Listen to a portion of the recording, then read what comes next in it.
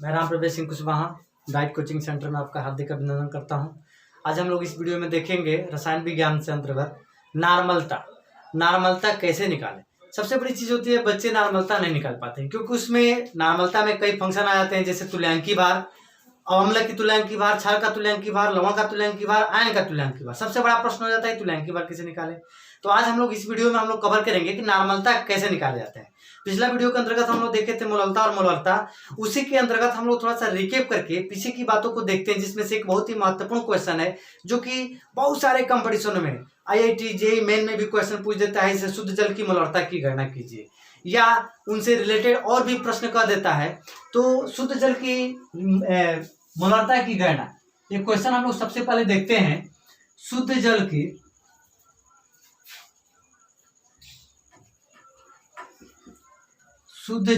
मोलरता की गणना,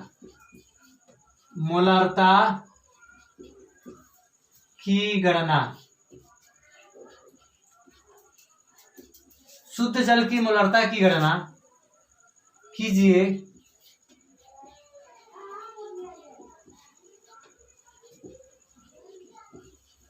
जबकि जल का घनत्व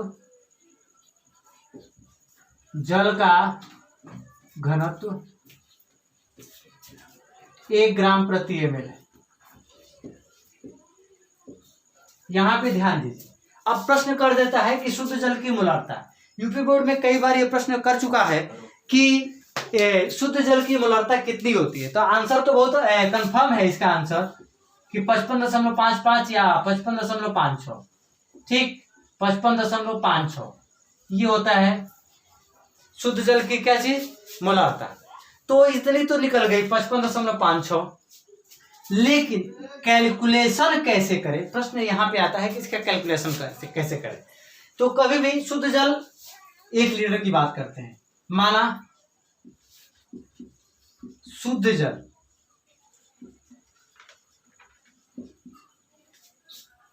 का आयतन, शुद्ध जल का आयतन कितना है, 1 लीटर है। 1 लीटर का मतलब 1000 ml, 1000 ml अर्थात मिलीलीटर। क्योंकि सवाल में जल का घनत्व तो दिया हुआ है 1 ग्राम प्रति ml, तो जाहिर सी बात है कि हम लोग क्या निकाल लेंगे, इसका द्रव्यमान। आराम से हम लोग द्रव्यमान निकालेंगे।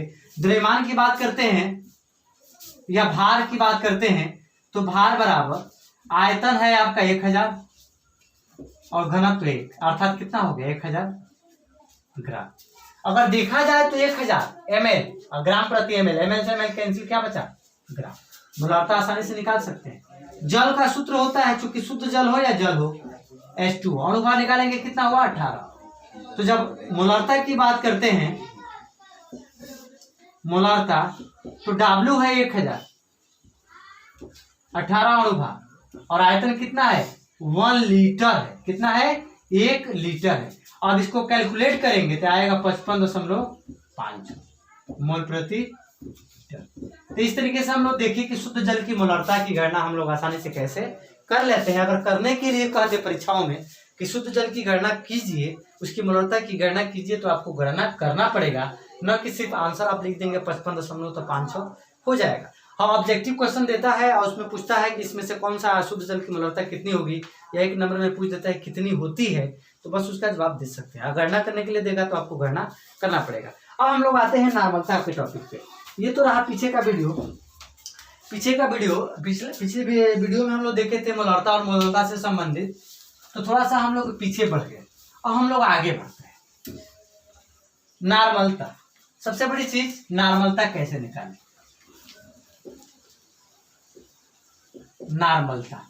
तो नार्मलता कैसे निकालें, तो प्रश्न इसके लिए आता है कि नार्मलता अर्थात सांद्रता के अंतर्गत जो निकाला जाता है, तो नार्मलता निकालने के लिए हम लोग को सबसे पहले, जैसे नार्मलता के लिए फार्मूला,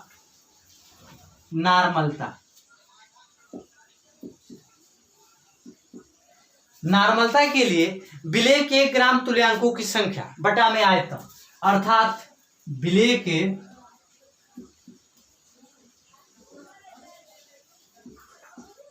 के ग्राम तुल्यांकों की संख्या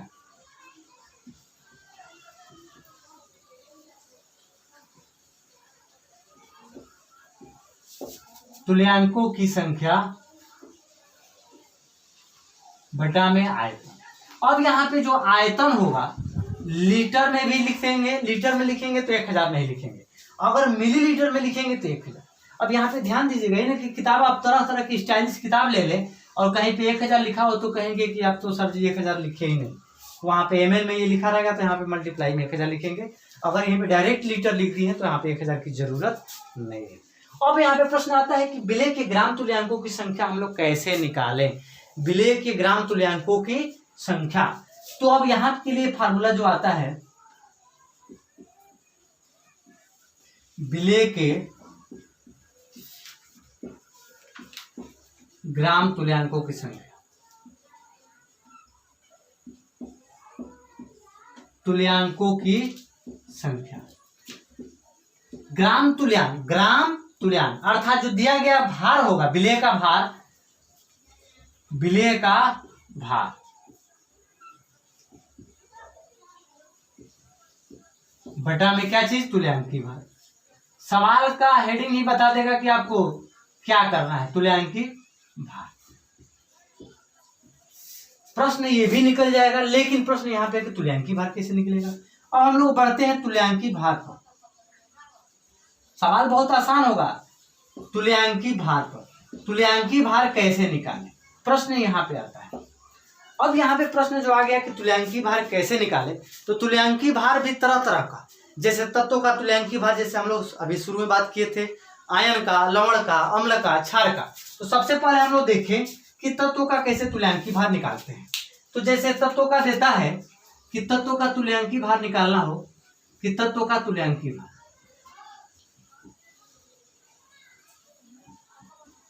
तुल्यांकी भार, अगर तत्व के तुल्यांकी भार की बात करते हैं तो तुल्यांकी भार के लिए यहां पे तत्वों का जो रहेगा अणुभार, तत्वों का अणुभार और बटा में संयोजकता कर देना।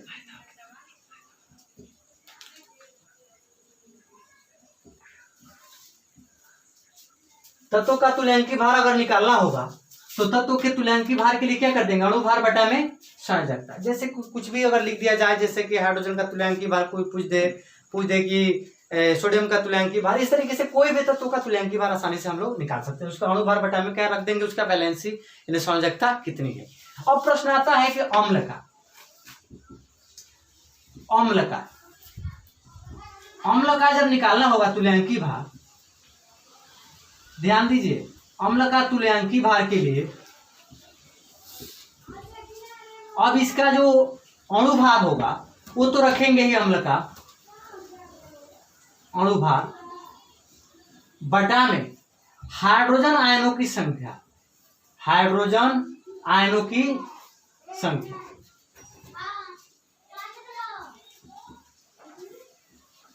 विस्थापित हाइड्रोजन आयनों की संख्या, विस्थापित कर सकते हैं। अब यहाँ पे हाइड्रोजन आयनों का मतलब जैसे कोई कह दे HCl का यदि तुल्यांकी भार निकालना होगा तो HCl के तुल्यांकी भार के लिए हाइड्रोजन 1 का क्लोरीन 35.5 अर्थात आ जाएगा 36.5। अब इस HCl से कौन हाइड्रोजन विस्थापित होगा, HCl की बात करते हैं तो HCl से एक हाइड्रोजन विस्थापित होता है, हाइड्रोजन आयन प्लस क्या बनता है, क्लोराइड आयन। तो हाइड्रोजन आयन 1 है, इसलिए यहाँ पे क्या रहेगा 1, अर्थात आ गया 36.5। अगर कोई कहते हैं H2SO4 है, H2SO4 सल्फ्यूरिक अम्ल का तुल्यांकी भार, तो इसका तुल्यांकी भार निकालेंगे तो अणुभार तो 98 आ गया। आज जब इसमें हाइड्रोजन विस्थापित की बात करते हैं तो ये आ जाता है 2 हाइड्रोजन विस्थापित होता है प्लस यहाँ पे सल्फेट आयन, तो यहाँ पे 2 आया। तो यहाँ पे हाइड्रोजन को विस्थापित हो रहा है 2, तो यहाँ पे क्या रहेगा 2, अर्थात कितना हो गया, सल्फ्यूरिक अम्ल का कितना हो जाएगा 49। उम्मीद है आप अम्ल का तुल्यांकी भार जान गए होंगे कि किसमें 1 लिखेंगे और किसमें 2 लिखेंगे। और ऐसे ही अगर ऐसे फास्फोरिक अम्ल या सिर्फ PO3 रहेगा तो वहाँ पे क्या रहेगा, बटा में 3। अब आते हैं क्षार का, कि क्षार का तुल्यांकी भार निकालना होगा तो क्षार का तुल्यांकी भार कैसे निकालेंगे। तो इसका भी सिंपल वैसे ही है, जैसे कोई कह देता है NaOH का निकालिए, NaOH का तुल्यांकी भार निकालिए। इसका तुल्यांकी भार के लिए सोडियम 23, ऑक्सीजन 16, हाइड्रोजन 1, अर्थात कितना हो गया 40। अब यहाँ पे हाइड्रोक्साइड आयन कितना विस्थापित होगा 1, तो बटा में क्या रहेगा 1, अर्थात कितना हो जाएगा 40। अगर ऐसे कोई कह देता है COH2, इसका तुल्यांकी भार कोई पूछ रहा है, तब इसमें देखेंगे कैल्शियम आपका हो गया कितना कैल्शियम की बात करते हैं तो कैल्शियम 40, हाइड्रोजन 16 और सॉरी ऑक्सीजन 16, हाइड्रोजन 1 और यहाँ पे कितना है 2। 16 1 17, 17 दूना के कितना हो 34, 34 और 40 कितना हो जाएगा 74। अर्थात इसके लिए हम लोग निकालेंगे तुल्यांकी भार तो 74 बटा में। अब यहाँ पे दूगो हाइड्रोक्साइड विस्थापित होगा, अर्थात जब इसको तोड़ेंगे तो Ca2+ और ये जब आयनों में टूटेगा तो 2 हाइड्रोक्साइड आयन, तो दूगो हाइड्रोक्साइड आयन तो यहाँ से 2 से डिवाइड करेंगे और 2 तिहाई 6 2 7 14, अर्थात इसका तुल्यांकी भार कितना हो जाएगा 37। इसका हो जाएगा आपका 40। तो उम्मीद है आपको क्षार का भी तुल्यांकी भार निकालना सीख गए होंगे, अम्ल का भी सीख गए, तत्व का भी आप सीख गए। अब आता है आयन का। तो यदि कोई कहता है कि आयन का कैसे निकालेंगे, आयन की बात करते हैं, जैसे कोई कह देता है कि सल्फेट आयन, सल्फेट आयन का तुल्यांकी भार कैसे निकालेंगे? सिंपल सी है, सल्फर 32 और 16 चौके 64 और 64 और 32 को जब ऐड करेंगे तो 4 2 6 और 6 3 9 96 हुआ। अब इसमें क्या करते हैं, जो बटा में लिखते हैं कितना आयन है, प्लस में हो या माइनस में, दूगो आयन है तो 2 से क्या कर देंगे भाग, 2 चौके 8 2 8 16 48 हो जाएगा। ऐसे ही कोई कह देता है जैसे कि सोडियम आयन का कोई पूछ दे कि सोडियम आयन का तुल्यांकी भार निकालो, इसका हो गया सोडियम का 23 और कोको आयन है 1 है, यहाँ पे कितना हो जाएगा 23। इस तरीके से आयन का भी हम लोग निकाल लेंगे। लवण की भी बात आती है, जैसे कि NaCl, कोई पूछ देता है कि लवण का बताइए, जैसे ये लवण हो गया, लवण में आपका आ गया NaCl, NaCl की बात करते हैं तो इसका भी सोडियम 23 और ये आपका 58.5 हो गया। अब जब इसको आयन में जब तोड़ेंगे तो सोडियम आयन और प्लस क्लोराइड आयन, जितना प्लस आयन रहेगा उतना ही ऋण आयन, इसीलिए दोनों में से कोई एक भी आयन जो आयन होंगे उसी से भाग दे देंगे, तो लवण का भी हम लोग तुल्यांकी भार आसानी से निकाल सकते हैं। तो हम लोग को जाने सबसे पहले कि तुल्यांकी भार किन किन का होता है, और जब तुल्यांकी भार जान गए अम्ल का, तत्व का, क्षार का, लवण का और फिर आयन का, तो हम लोग सवाल पे आते हैं कि आखिर में कैसे सवाल इसमें दिया रहेगा। बहुत ही आसान है सवाल, देखिए सवाल समझने में कोई दिक्कत नहीं होगी, सवाल देखेंगे बहुत ही आसान तरीके से आप लोग लगा लेंगे, क्योंकि आपको समझा दिया गया कि तुल्यांकी भार वाला प्रॉब्लम आपको सॉल्व कर लिया गया। जैसे सवाल दे दे, क्वेश्चन दे दे कि 40 ग्राम NaOH, अर्थात जैसे ऐसे देते 40 ग्राम NaOH को 500 ml, NaOH को 500 ml जल में घोला गया, जल में घोला गया, घोला गया, नॉर्मलता ज्ञात कीजिए, नॉर्मलता ज्ञात कीजिए।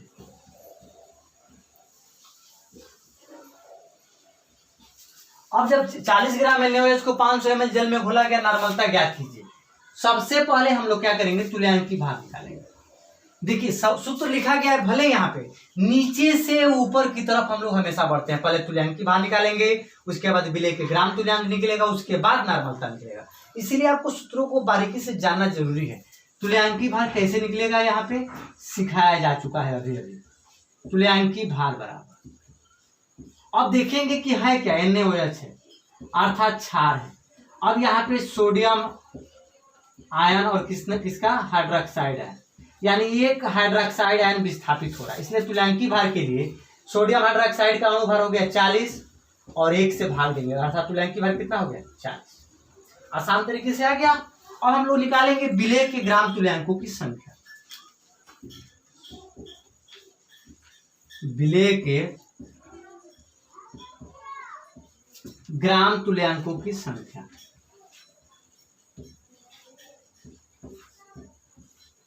तुल्यांकों की संख्या, अब इसको निकालना होगा तो सबसे पहले विलेय का भार, विलेय का भार कितना है 40 ग्राम को घोला गया, अर्थात ये विलेय है तो 40 और बटा में तुल्यांकी भार कितना आ गया 40, अर्थात विलेय का ग्राम तुल्यांक कितना आ गया 1 आ गया।